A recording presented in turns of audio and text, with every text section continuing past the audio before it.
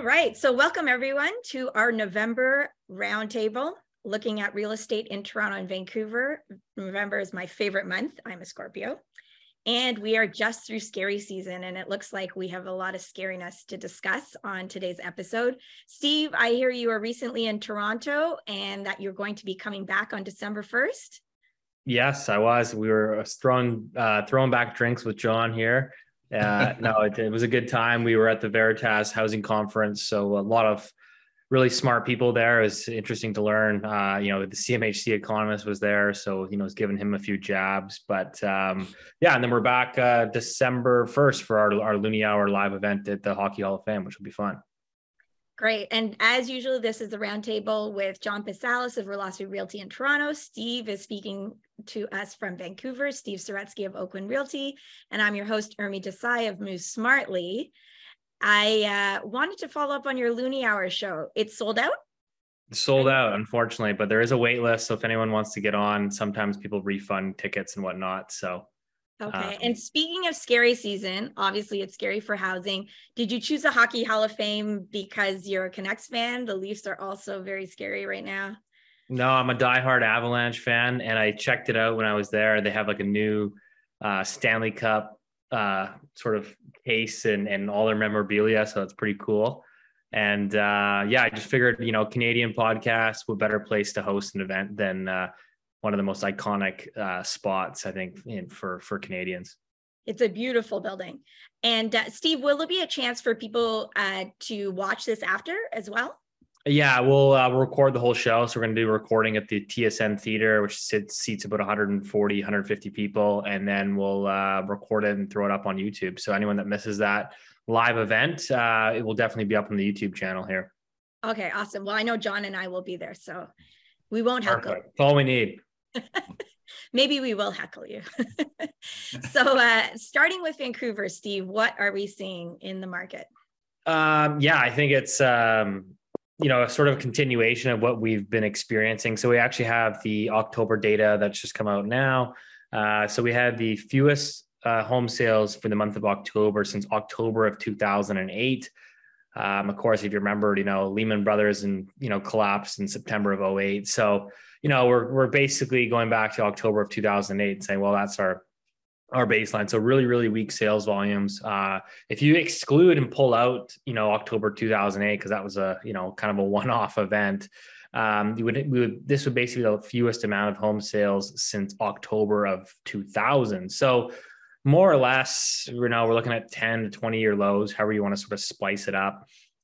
We're still seeing, similar to last month's chat we had, it was very, very weak new listings. Inventory is not great. Now, again, you've got a lot more selection if you go out with the suburbs, an hour out where those markets are getting hit pretty hard and there's a lot of housing inventory in the market. But, for the inner city stuff, man, the inventory really is not great. So even the buyers, to be honest, there are actually buyers still out there that are wanting to transact. And, obviously we're working with some of them. There's just not a lot of inventory to show them. So even people that I feel want to transact, they're having a tough time. It's just the inventory is not that enticing. So it's two things. I mean, incredibly weak demand, but also inventory is just not great right now. All right. And John, is it much the same in Toronto? It's the exact same in Toronto.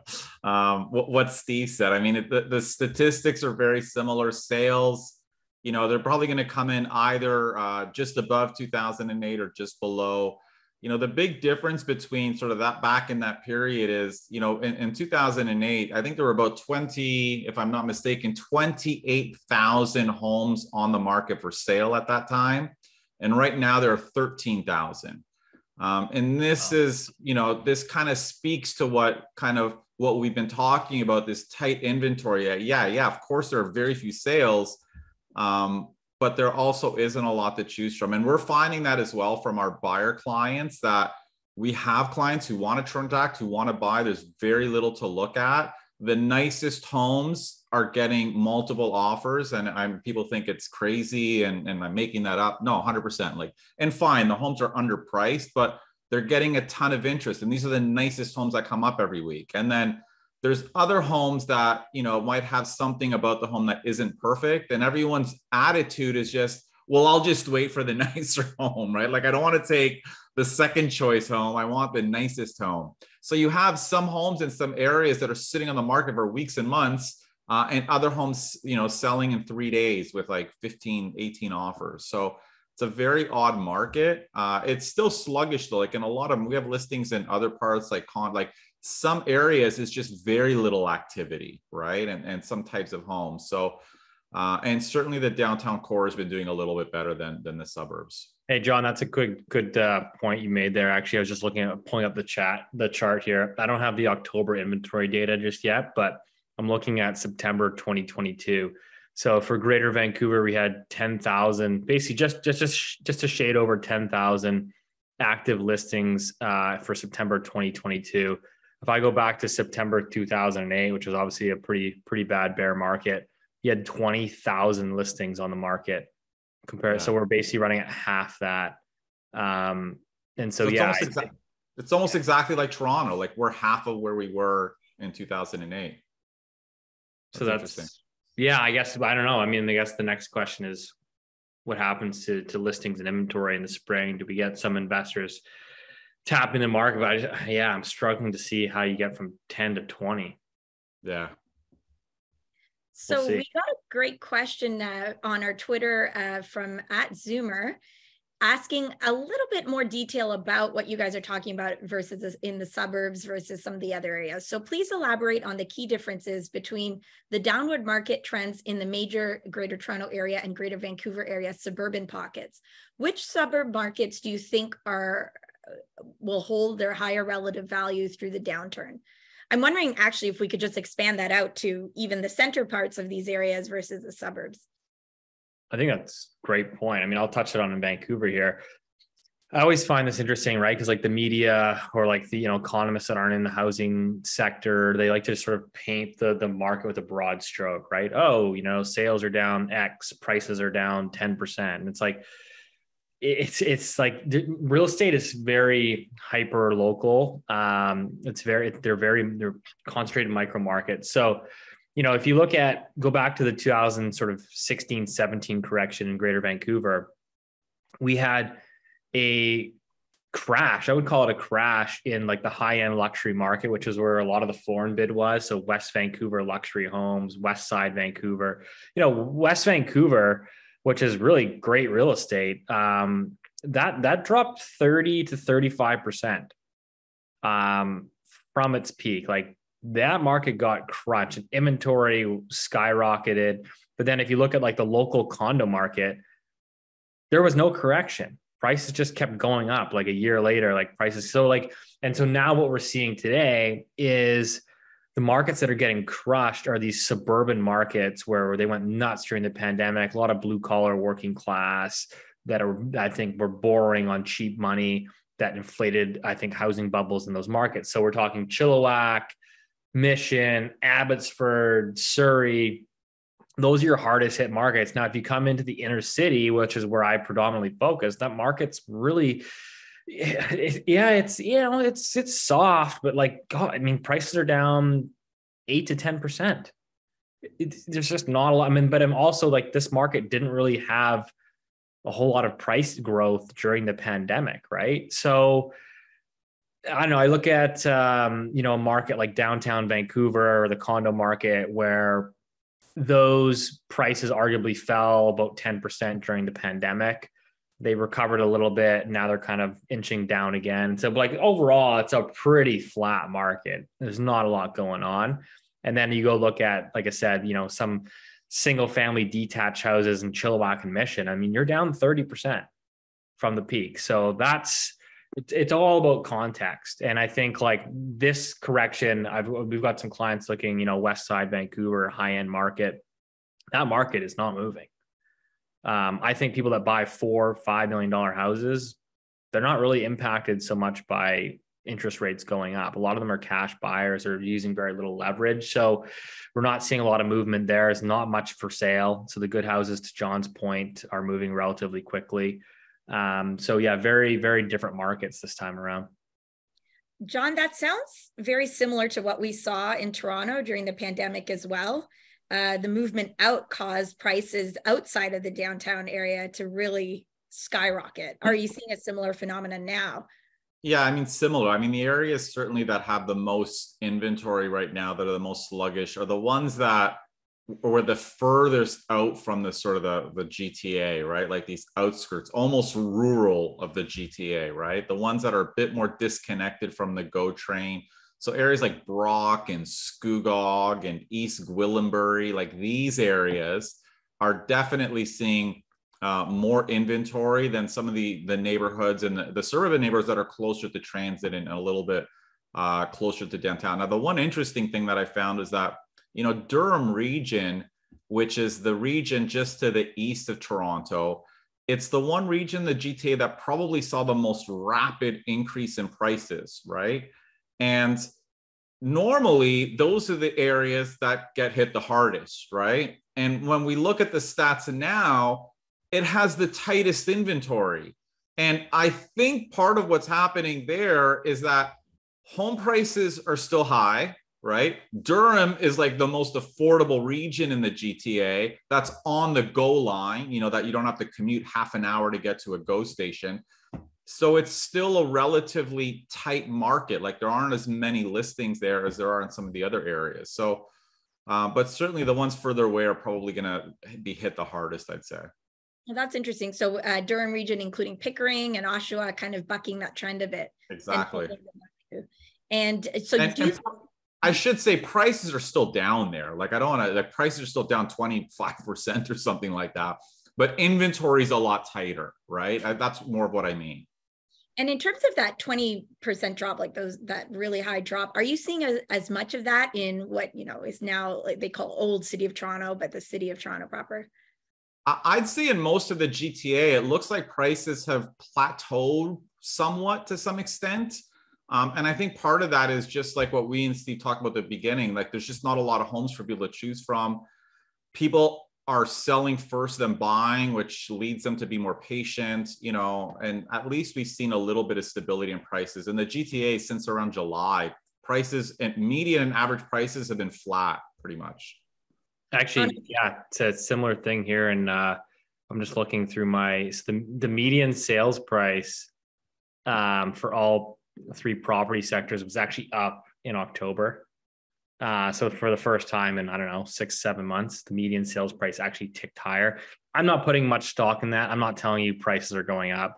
In my opinion, they're still trickling. They're trickling lower. But I find there's definitely two sides now where sellers are really digging in their heels. And I think they have a little bit more ability to do that now because of the inventory situation being what it is. Yeah.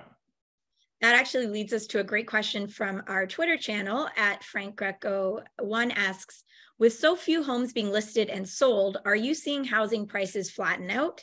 Is there increasing pent-up demand from sideline watchers? That led to a bit of an exchange, actually. Murray the Beaver chimed in saying there are no buyers at 6% rates. And SB replied and chimed in, not necessarily true. There are homes selling, although not as quickly in my neighborhood. So what do you guys think about, you know, this question of pent-up demand? I know there's been some criticism around whether the real estate industry is talking about this pent-up demand that doesn't really exist. John, you take it. I mean, listen, I don't think there's a ton of pent-up demand. I mean, I'll say that we definitely have clients who have moved to the sidelines because there isn't a lot to look at. Prices are still high. They're not in a rush to buy, and they're hoping prices fall, you know? So there are definitely buyers out there who are not active. I don't think we're going to see a flood of demand in the spring. Like, I think it's going to continue to be a sluggish market, whether that's 10 or 15-year lows. Like, I don't see this massive rebound. I mean, I think we'll have a seasonal uptick the way we see in the spring, but my instinct is it's going to still be very low. I think you could have, like, I don't think there's always a possibility. Like, nobody really knows. Anyone that obviously pretends that they do is is a liar. But I mean, like, I don't know. I don't think it's unreasonable to say, like, because everyone's just like waiting for like this pivot and then like the pent up demand and like back to the bull market. Like, I think there's a possibility, like, you know, if rates are at 5.5, you know, they come back down to 4.5, like it's still pretty high. I mean, like you could ultimately be in like a sluggish housing market for, you know, who knows, 2 or 3 years, right? So it's possible you just get this soft market for a couple of years. I think to your point, which was, yeah, we've got buyers that are on the sidelines. I wouldn't say they're like, you know, frothing at the mouth to get in, but like it's just a conversation of, yeah, inventory is not great right now. We're kind of keeping an eye on it, but you know, prices haven't really come down that much. They certainly haven't offset, you know, in general, they haven't offset the increase in mortgage rates. So like your monthly payment is still up significantly. And so I mean, I find it interesting because I'm having a few conversations with the clients where like, I think people are of the notion, well, like, if rates are X, like prices must come down to Y. And it's like, well, maybe not, because I mean, I think your rates are like a function of, it's a short-term movement, right? It's like, you know, your price comes down, let's say 20%. And yeah, you got to lock in for 3 years at, you know, 5.4%. But I mean, who knows where rates are in 3 years from now? Maybe they're back down to 3.5%. I don't know. Mm-hmm. So, you know, I think that's the thing where people are struggling, right? They're like, well, prices just haven't come down enough to offset the cost. I think we've certainly lost, like the people that are transacting today are people that need to transact. You know, they need to upsize because their family's growing, or they need to downsize because, you know, they're retiring, or there's a power of attorney or an estate sale. Like, I think we've really lost, like, obviously a lot of the investor base. And I think we can obviously see that in the new homes data. Mm-hmm. Definitely. All right. So on to our regular interest rate discussion. Mm-hmm. The Bank of Canada did make a move in late October. It went up 50 basis points, taking our policy interest rate up to 3.75%. But interestingly, this increase was lower than the 75 basis points many were expecting. Tiff Macklem, Bank of Canada governor, noted in his press conference, this tightening phase will draw to a close. We are getting closer, but we aren't there yet. Others also noted that Australia and Singapore, before Canada, announced less of an increase, so they're being a little less hawkish than was expected as well. So the question is, and I'm going to go there in spite of this great Washington Post headline, whatever you do, don't mention the interest rate pivot, which for me is the new do not mention the war for any Faulty Towers fans out there. But I am going to go there. I'm going to ask, is this a pivot? And Steve, I think I need to ask you first. Oh, I don't know. Yeah, we chatted about this in the Looney Hour. I think those guys are smarter than I am, but I think like markets gave Tiff Macklem a layup to do 75, right? That's what was priced in, and he went against, you know, market pricing and did 50. So I think it's more just a signal that like we're closer towards the end than the beginning of this rate hiking cycle. I mean, markets are now lowering their expectations for rates to peak out at 4.25. You know, we're at 3.75. So, you know, for all intents and purposes, if the market's right, you've got 50 basis points of more tightening. So maybe that's, you know, 25 in December and 25 in the new. So I think we're getting close to the end, and people say, oh my gosh, the Canadian dollar is going to blow up. It's going to implode. You know, inflation's going to get out of control. Well, it's like, it's all a relative game, right? Like, we're not necessarily going to keep pace with the Fed. I mean, we do have much different balance sheets here than we do in the US. But like, if you look at all these other central banks, like Australia's already come out really dovish, soft, some of the other central banks as well. So, you know, if all these other sort of G7 central banks, you know, basically slow or pause their rate hikes, it's all relative. Yeah, the Canadian dollar is going to underperform against the US, but you can't just keep hiking rates when variable rate mortgages in Canada on a $500,000 mortgage drop, you know, you're paying an extra $1,000 a month. I mean, you're not going to have an economy left, you know, if you keep going in the way they're going. Someone said there'll be nothing left to save. So it's like, you know, you're trying to kill off inflation, but like there'll be nothing left to save if they just keep, you know, so there has to be a threshold. And I think the Bank of Canada, I think what was interesting, not my words, their words, if they actually flagged financial stability in their monetary policy report, which is like the first time they've mentioned that in quite a while. So they're mentioning concerns around financial stability. So take that for what you will. Yeah, and while we're talking about inflation today, trade obviously has been so big for Canada all along in terms of the US. So it'll be interesting to see that dollar story.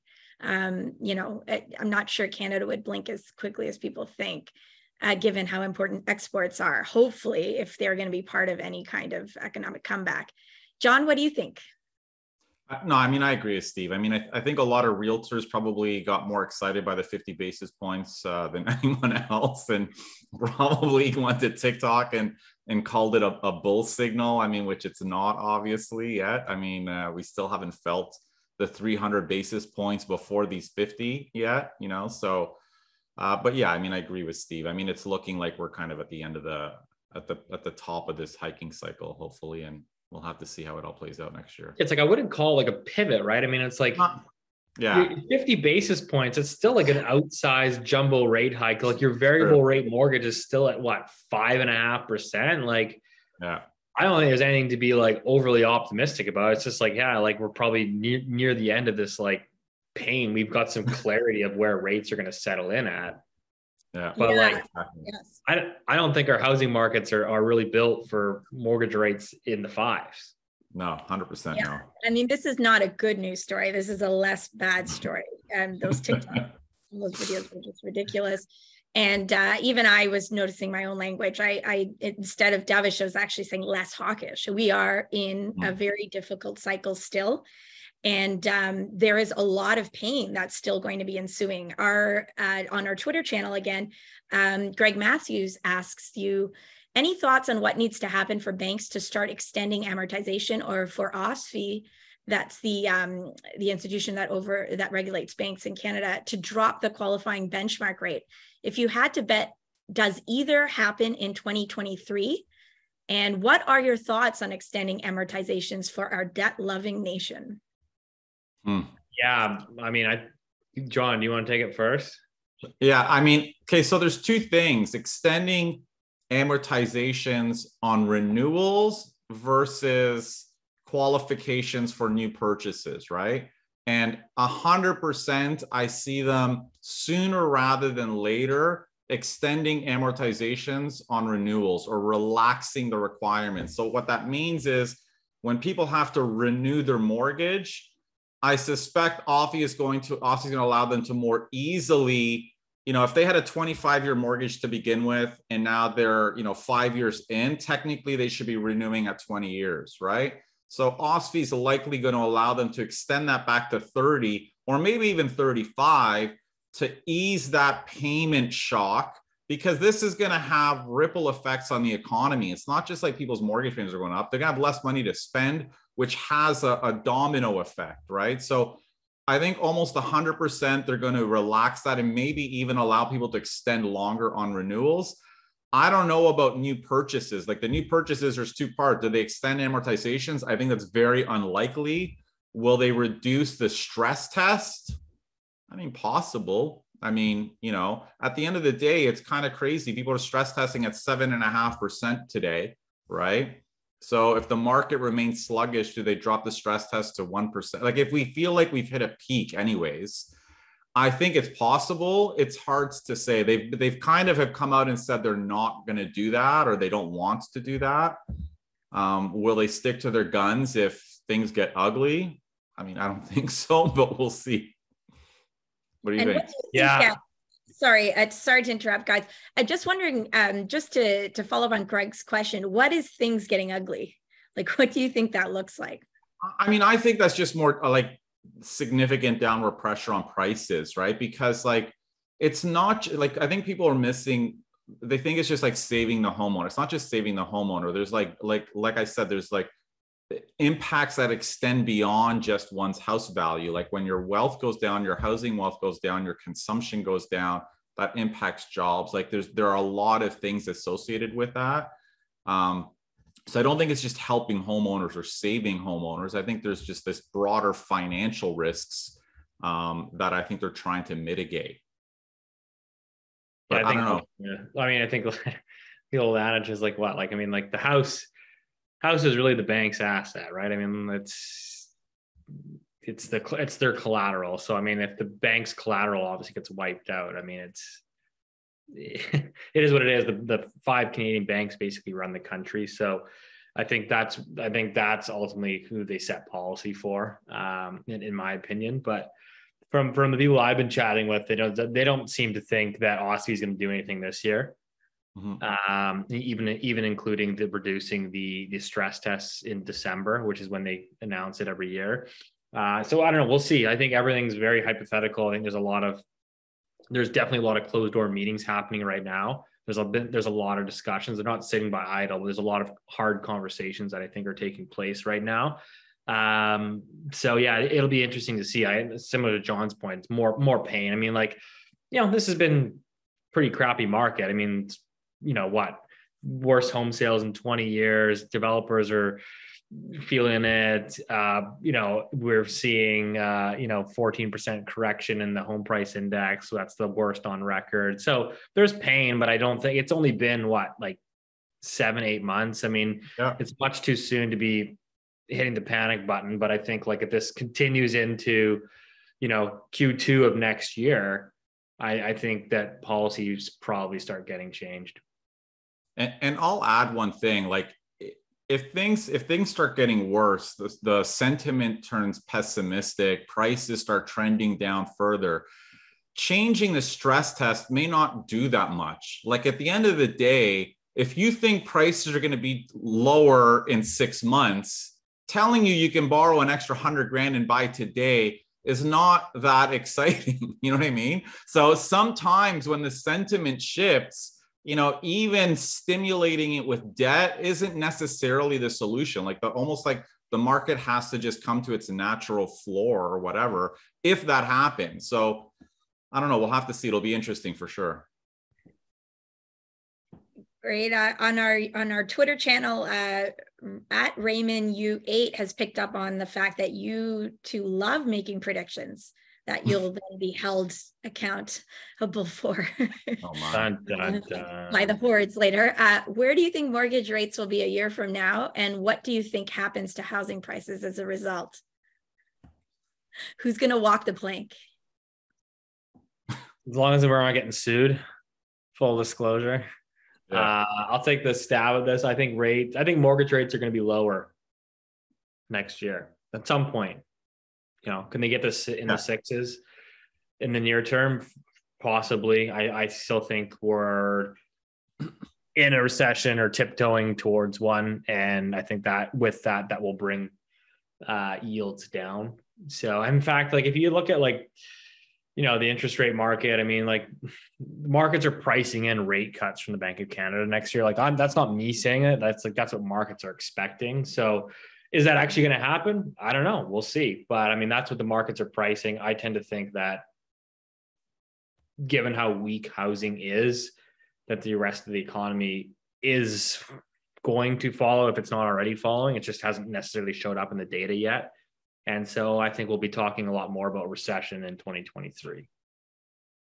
Yeah. And I think and I tend to agree with you. And I think the one thing that most, and I'm making fun of the TikTok realtors because they tend to be the funniest ones, are missing, and I see a lot of agents and even homeowners get optimistic at this idea that rates will be lower next year. Well, it's possible by the end of next year, rates are lower. But like Steve said, we have broader economic risks. You have a recession, you might have job loss, like there are other things going on. So it's not a bull case to say rates might be, 5-year rates might be just under 5%. I mean, that's not a bullish necessarily story because they're still going to be too high for today's prices anyway. So I don't know. Yeah, I don't know if a recession is like bullish for the market. I mean, no.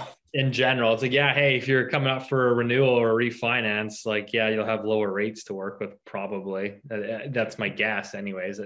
Like I said, put an asterisk there in the show, guess. That's my guess. We'll put some disclaimer language in there. All right. Well, let's move on now to our next segment, which is about The Economist. When you get, I'm holding this up here, your sector or country gets the full graphic treatment from The Economist, you know things are not going well. So Economist dedicated a bumper issue here to a house price horror show, talking about the decline in house prices globally. And the content is actually well worth a read. Let's talk about some of the high-level points here. The Economist mentions that they believe a global house price slump won't blow up the financial system, but that it's going to get scary, carrying along our theme. And they reported a very interesting stat. Worldwide, homes are worth about $250 trillion. In comparison, stock markets are worth only $90 trillion. And homes account for half of the wealth around the world. So I thought that was very context setting. The Economist goes on to ask, how bad will things get, noting that some countries are more exposed than others.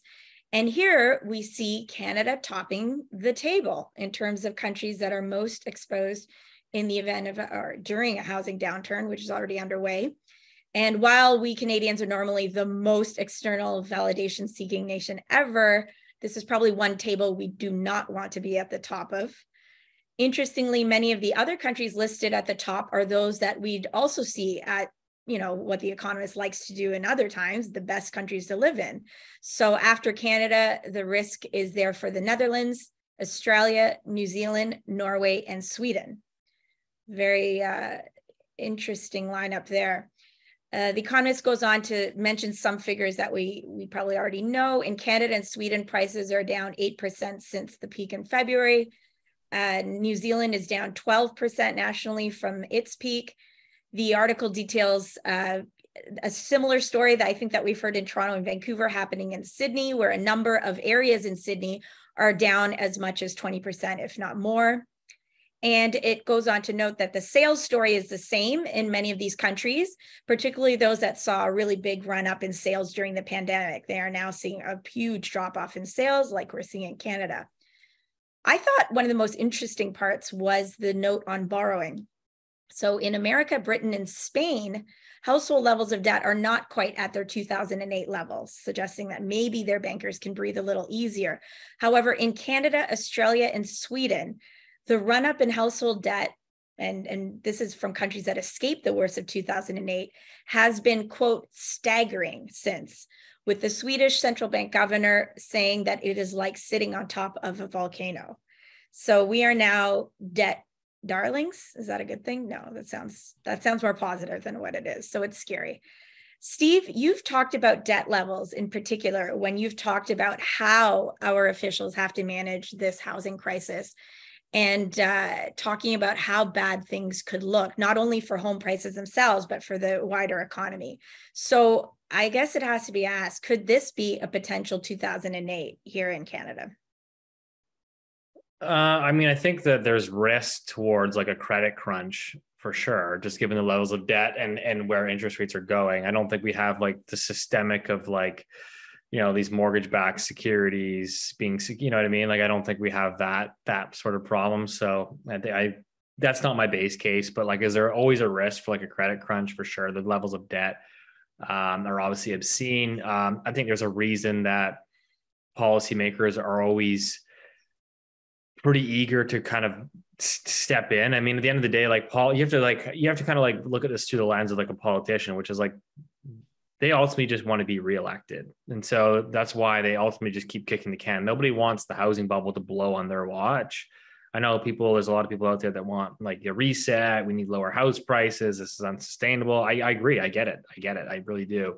But policymakers are going to act in their best interest, which is to get reelected. And it's pretty hard to get reelected if housing drops 40% and everybody, a lot of people are out of jobs and the economy's in a deep recession. So, I don't count on policymakers to do the right thing, count on them to do what's going to get them reelected. And that's why we're talking early in the show. Is like, well, when is OSFI going to start to flinch and this and that? So I don't know. Like I said, there's obviously significant risks out there given the level of indebtedness. But I think that so much of this is riding on 50% of a household's net wealth and in residential real estate. Political hot button for sure. Just to follow up with you, Steve, on that, in 2008, I think the story, obviously 2008 was the financial crisis that started with a lot of shady mortgage underwriting practices, adjustable rate mortgages that exploded all at once. If you need to know more, just watch The Big Short.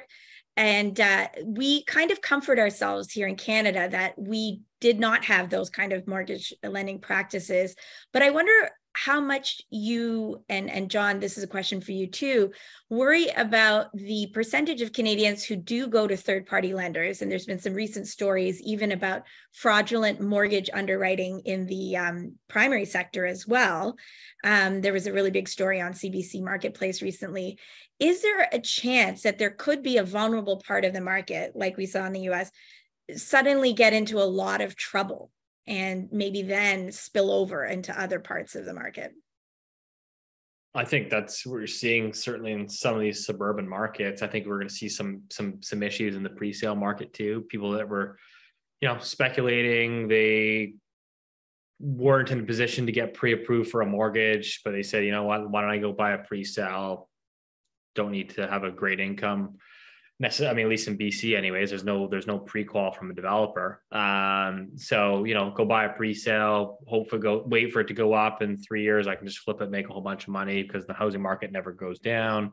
So there's definitely a lot of that. I think there's, we've seen signs. I think it's hard to get a pinpoint on like how much mortgage fraud there is in Canada. You get a different answer from everybody. It's definitely an element. I would say it's definitely increased as fraud always tends to increase in bull markets. Yeah, that's a good point. John, what are your thoughts on what economists are thinking about Canada's overall risk now that we're in a housing downturn, and again, whether there's some kind of incident or some kind of area that is particularly troublesome and could result in a larger problem? Yeah, I mean, the interesting thing I find is most economists that I read, I mean, at least the Bay Street ones, are not overly bearish housing. I mean, they think prices are going to drop probably next year. But I haven't read anyone who thinks this is going to be a 5-year bear market like it was in the 90s, right? Which is interesting. And then when we think about, and again, I mean, they're doing forecasts that I'm not, to each their own. I think some economists may be way more pessimistic, but most that I've read, expect things to be sluggish for the next year and then maybe plateau for 2 or 3 years, especially for it to stay high.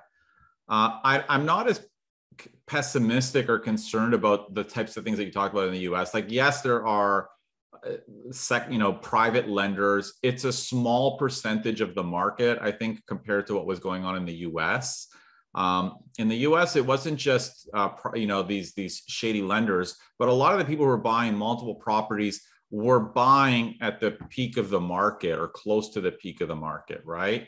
And in my last report, I kind of looked at investor purchases based on people who bought recently versus people who have owned their homes for years and converted them to rentals. And it looks like in Canada, a lot of people have just owned their homes for a long time. When they move out, whether it's a house or a condo, they keep that property and convert it to rental. Those investors, from my experience, even with our own clients, they tend to have more equity, right? They might refinance and take a little bit of money out of it, but it's not like they've maxed out on debt because they have a lot more capital. So I don't know. I think the investors, and that's kind of what we're seeing on the ground right now. Like clients of ours, like if they can't sell, they'll just rent it out, and whatever, move on. So I'm not as concerned. I mean, I think, that's not to say there aren't going to be distressed sellers. I think there will be 1,000%, especially ones who bought close to the peak or are very stressed financially. The question, of course, is is it going to be significant enough to flood the market with listings and push prices down? Maybe in some markets, if they had a disproportionate number, but I'd be surprised if that is like the pattern we see in the Toronto area. And could it be that certain parts of the Greater Toronto area, Greater Vancouver area could see a concentration of this thing? Are you thinking it's like sort of geographically limited, or? I mean, possibly. I mean, if there's certain markets that had far more investors and far more leverage or more, those, like, maybe they may be more vulnerable if those people can't hang on. Yeah. So in 2007, when the Greater Toronto area saw a downturn, it was a specific pocket where investment was really, really high in York 2017, region. you mean? 2017, excuse me. Yeah. So the idea that where you might see these trends, tip off some kind of problems, but we didn't see that then spill over to the rest of the market really in 2017. No, not as much. Yeah. Okay, well, let's move on then to our fourth big topic. We have a lot of big topics this month. New construction sales are down, and how? So Urbanation, which is a GTA analytics firm, is just released a report saying that in the Toronto area, new construction condo sales have plummeted 80% in the third quarter. A drop-off not seen since 2009. And I think there's similar trends being seen across the low-rise sector as well. I think there's an interesting stat here about only something like 43 low-rise homes being built in the GTA, which is astounding. And then, as Steve, you mentioned on your Twitter, similar trends, low new construction sales in Vancouver as well. So, and you note some of the lowest you've seen in a decade. So that is a big slowdown in a sector that has been up to now pretty strong. I guess the question is why? Like, what is going on, John, to make this happen now in particular? Well, pre-construction, especially condos in Toronto, is largely fueled by investors, and investors don't have a lot of money. Their debt, many of them were borrowing against their HELOC, which was easy when rates were super low, is a lot more expensive right now. And they're just concerned about, the future. So investors have pulled out of the market. And I suspect that's going to continue for the next year at least. Like, I don't see pre-construction rebounding while rates are this high. Like, there's no chance, which is just going to mean like a year or so from now, you're going to see fewer construction starts, because, the starts that we're seeing today are homes that sold or condos that sold a year ago, right? Well, a year from now, if there are no sales, you're not going to be starting a lot of new projects, right? So this is going to probably impact the construction sector, the labor market, just the broader economy. We talked about sort of the domino effect that some of these policies have. And I suspect it's probably going to be more than a year. Like, I don't think rates are going to plummet. I'd be surprised if we see a massive rebound in investor demand, even in 12 months. Because, like Steve said, even if rates dip a little bit, they're still going to be much higher than they were at the start of this year. Yeah, Steve, like John mentioned there, the wider impacts of this. So not only does it affect, obviously, the housing starts, but the jobs and the construction industry you've talked about, it's important to the Canadian economy. Yeah, I mean, like, was, the fire sector, finance, insurance, real estate, give or take 20, 25% of GDP. So, we talked about it earlier, Vancouver, Toronto, more or less, basically kind of running at like 20-year lows in home sales. Your two largest major metropolitan areas. National house prices are down 14%, largest correction on record since 2005.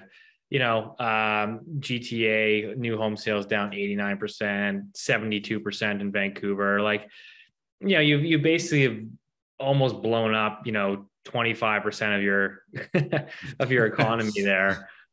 So it's really just a matter of time, like I said, till it filters through to the rest of to the real economy.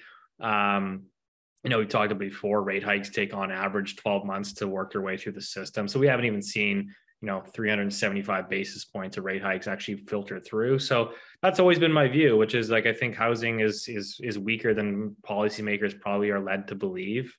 And a lot of the data that we're looking at, I think, is just backwards looking data to John's point, right? Like, developers are pausing projects. They're not getting the pre-sales that they need to. Construction financing is obviously up, significantly, where it makes these projects no longer economically viable. And that will start to show up in, housing starts, a year from now. And so, the pipeline's full enough right now, or the workers that are working on these projects that are currently under construction, they're employed, but like, the pipeline moving forward is going to be a lot thinner, and I think that is going to result in job layoffs in that construction sector.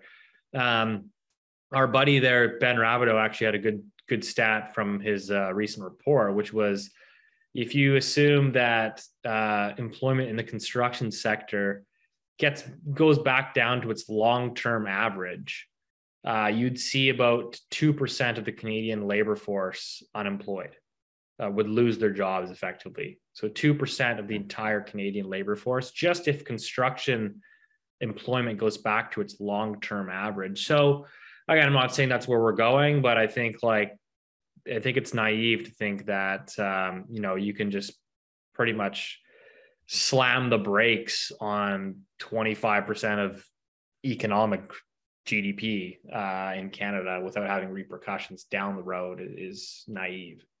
Yeah, the dependency is pronounced, and the Economist actually singled Canada out for its condo crazed housing market.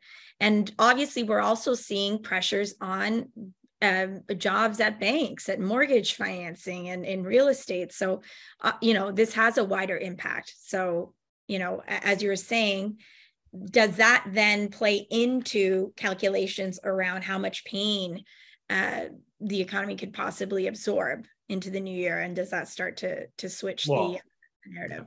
Yeah, I mean, that's why people were, you asked me earlier where I thought rates were going. That's pretty much why I thought rates were, going to be coming back down, because of what we literally just touched on now. So yeah, things are always hard to predict, but I know I try to stay in my lane, which is housing. And I think just looking feet on the ground, talking to clients, and then looking at the data, you're like, well, it's not a great housing outlook. That it is scary on many fronts. That leads us to our last topic, supply and demand. So it seems like if new starts are going to be down, we're back to this issue of, is that going to undercut supply in the future? Now, traditionally, there's been a lot of claim that supply issues are at the heart of Canada's extremely high house prices, and a lot of debate around that. Ottawa apparently today just raised its immigration targets with a new goal of 500,000 per year by 2025. That happened today. So that's on the demand side. In the meantime, we saw Ontario and Vancouver governments earlier this fall try to set out specific house building targets to try and I guess fill in the gap that many are saying exists in supply in these provinces. We're going to dig into the details of those plans in future episodes in more detail, including some expert interviews around that. But that's just to point that out, is that's happening on the supply side. And it leads to a very interesting question, I think, that would be good to sort of end up with today from our Twitter channel, from @Raymond. He weighs into this idea that perhaps the real estate industry relies on this idea of a shortage of supply narrative. And he points out that BMO released a study saying that we have more supply than end users require.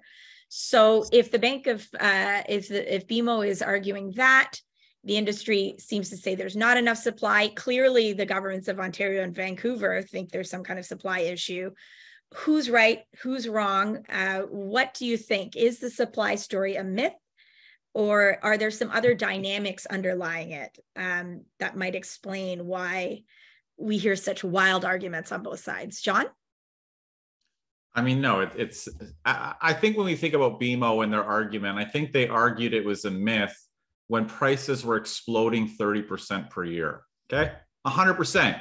That is not a supply problem. This is, you pin rates to zero, okay? And we don't the world does not suddenly have a housing supply crisis in every country, in every suburban market at the exact same time, okay? It doesn't work like that. So yes, that was a myth. And in that sense, BMO's correct. I mean, it's the most ridiculous. And yet big bank economists trying to tell people in 2021, don't worry, it's a supply problem. Well, no, it wasn't a supply problem. But that doesn't change the fact that Canada still has longer term systemic supply. And it's not even a supply constraint. We have a demand boom. That's the fact. Like since 2015, like before, like for the past 30 plus years, our population is growing like just over 300,000, right? Now we're closer to 500,000. Our housing completions have not changed, right? So our population's growing faster. We can't build much more. We're not building much more. We might a little bit, but our economy is at full capacity right now.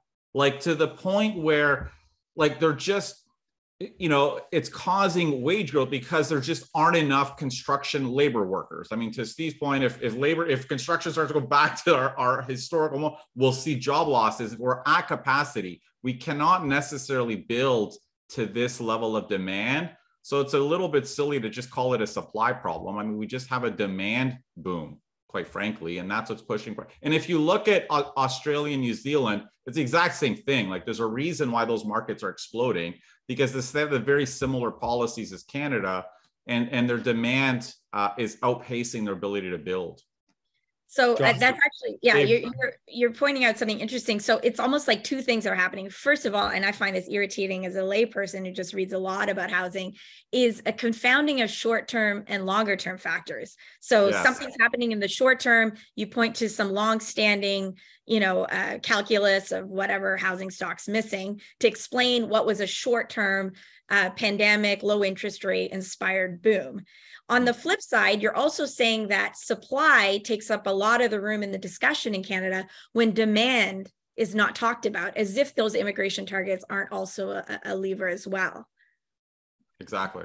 Yeah, John, I think you nailed it. I mean, my always argument was just like, you know, banks can create credit faster than developers can build new homes, right? So when you lower rates to basically zero and mortgage rates fall to, you know, sub 2%, and everyone's telling you, you know, Tiff Mackham's telling you to go and borrow money, you do. And the supply of housing can't keep up with the pace of credit that's entering the market. So that's number one. I think number two, but yeah, from a longer term structural standpoint, you know, I think, hey, the simple question is, are rents going up? Rents are going up. Okay, we don't have enough supply.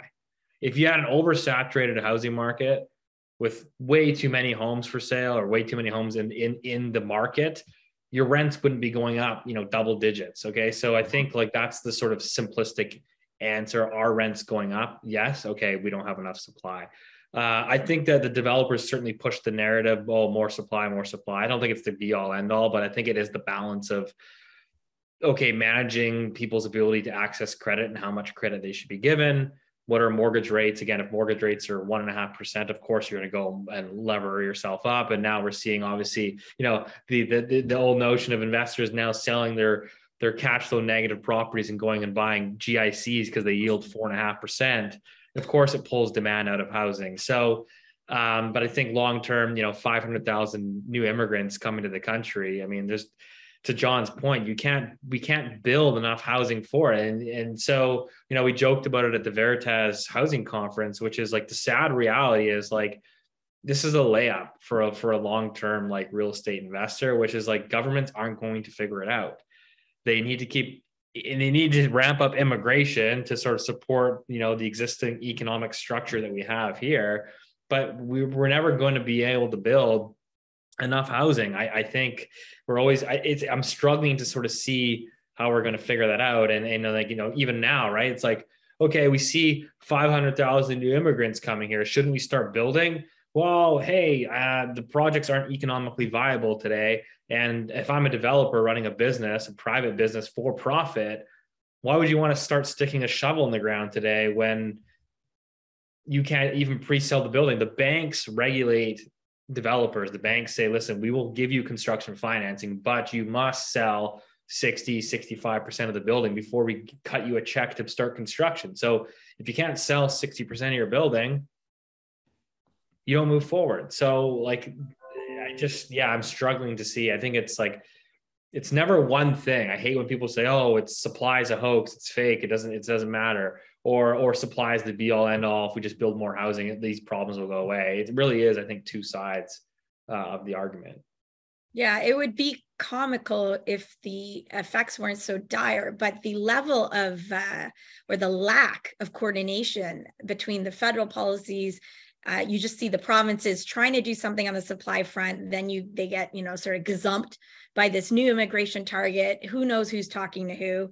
And again, on the financing side, you see a lot of disconnect. So we are going to dig into this, as I mentioned, looking into some of these provincial plans for increasing supply and trying to get at the heart of some of these numbers, but, with the help of experts. But, as you guys are both suggesting, there's just seems to be a lot of moving targets and goalposts all around the place every time you want to make an announcement. So not sure if even if we try our best to dig into it, how far we can get, but we're certainly going to try.